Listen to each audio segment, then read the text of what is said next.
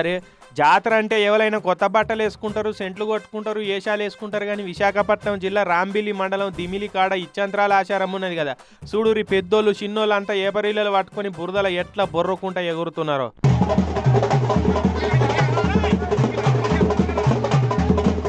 OCD ఉన్నోళ్ళు అయితే జర దూరం ఉండిర్రు, మీరు చూడలేరు అనుకుంటా. వట్టి బురదల బొరుడే కాదు, ఇక వాడకట్టులు ఉన్న మొరీలలో కూడా ఏపరీలలు ముంచి ఆ మురికిని ఒగలుకోలు గంధం పూసుకున్నట్టు మూతలకు పూసుకుంటున్నారు. ఇంకొందరు అయితే ఆ మోరీళ్ళనే స్విమ్మింగ్ పూల్లో మునికినట్టు దుంకి బొర్రుతున్నారు చూడురి. ఏందిట్లా ఏపరిల్లలు మోరీళ్ళ ముంచి మోకాలకు కొట్టుకున్నాడు ఏంది అని ఇచ్చంతరా పోతున్నారు కదా. మరి ఇదే ఈ జాతర స్పెషాలిటీ అట.